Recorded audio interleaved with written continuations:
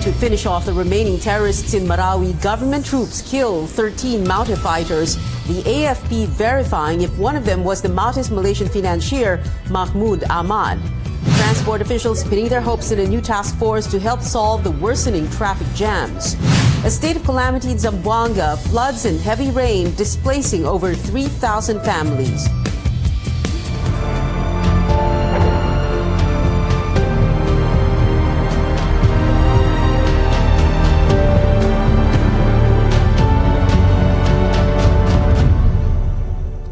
Another huge blow against remaining Maute terrorists inside Marawi city. The military says it killed more than a dozen fighters in pursuit operations overnight. It is verifying reports that among those who died is Malaysian terrorist Mahmoud Ahmad.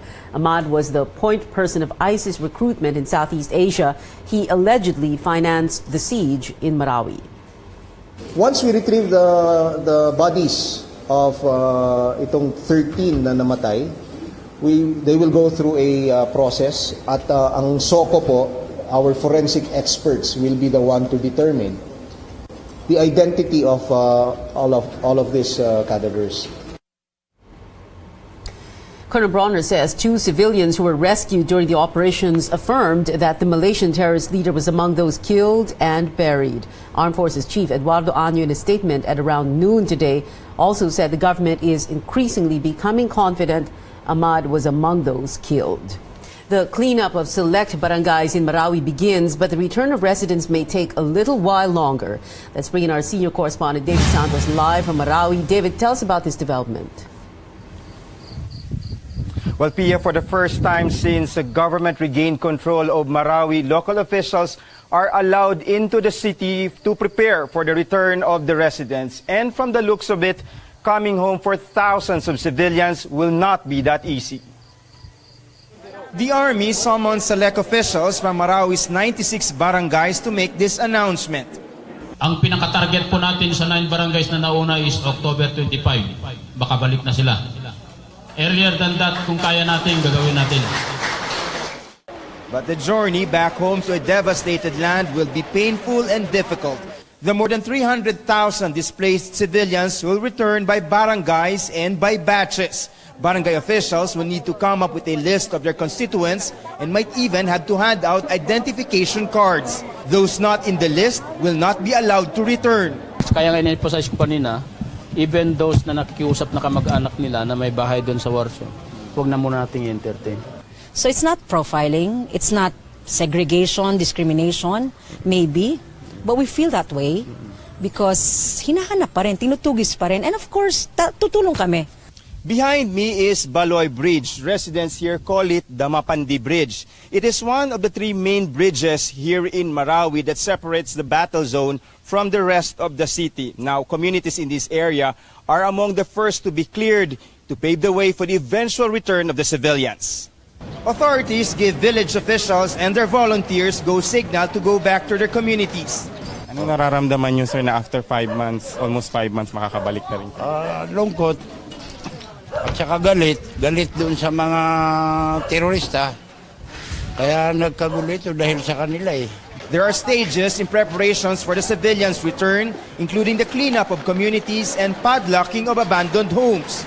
Authorities are calling on soldiers and village officials to be cautious so that they will not be accused of looting by residents, especially in houses that were ransacked by terrorists during the war. Huwag po nating sisihin yung sundalo o pulis. Kayo lang naman yung manandyan. Sino ba naman yung magnanakaw pa? Pasalamat tayo, buo pa yung bahay natin. Barangay halls, schools, mosques, and health centers will need to be repaired, while power and water supply need to be restored. There's no denying how the close to half a year-long fighting brought massive devastation to Marawi. And in the middle of chaos, the country's colors fluttering over a row of bullet-ridden and heavily damaged buildings, giving hope to a city that lays in ruins. Kung anong utos ng military, yun ang talagang masusunod namin. Importante pagkakaisa, magtulong-tulungan. Now, even if some residents can begin coming home by October 25th, the road to normalcy will take some time, with experts saying it will take years, even decades.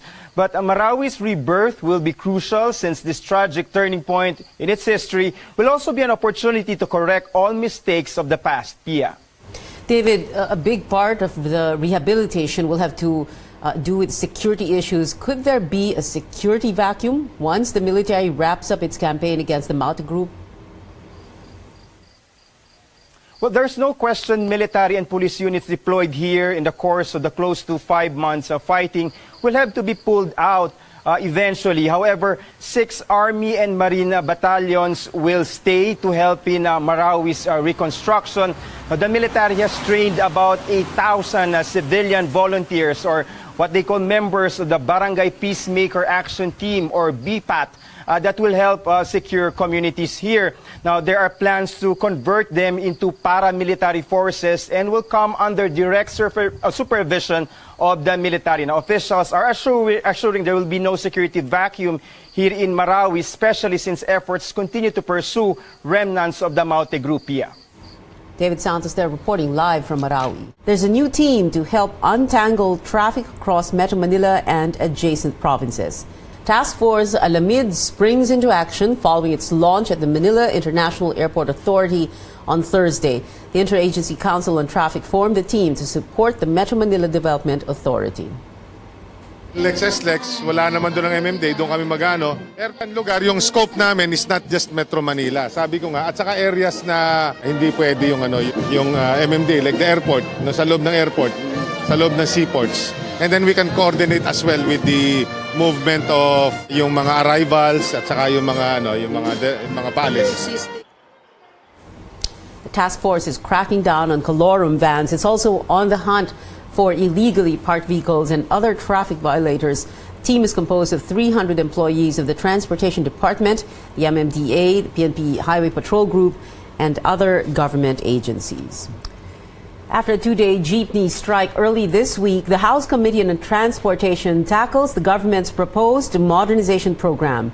Transport officials say they will implement it before the year ends. The pilot implementation will involve the launch of 100 new jeepneys compliant with the Transportation Department's specifications. But despite assurances from government officials of financial assistance and of bigger earnings, when they drive these new Jeeps, drivers and operators are worried the modernization program will bring them into debt.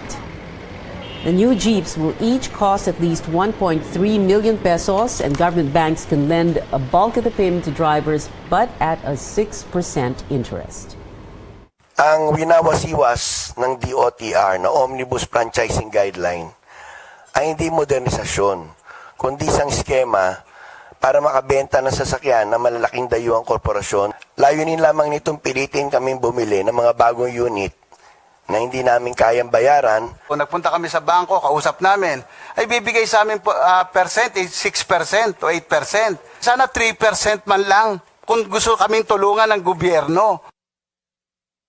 As the implementation of the jeepney modernization program starts, regulators say they will continue the dialogue with transport groups. President Rodrigo Duterte reiterates the Philippines will no longer receive new grants from the European Union. He says it is an insult to the country's sovereignty. Here's the president in his own words. I will not accept it. Hindi na bali maghirap tayo. Sabihin ko sa mga tao, mag-taste tayo. Pobre tayo.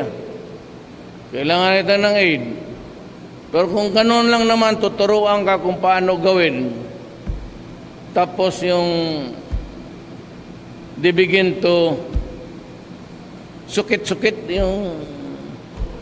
try to examine the papers. Mabubuhay na naman tayo. And we cannot be forever depending on aid. So it's very stupid of some public officials.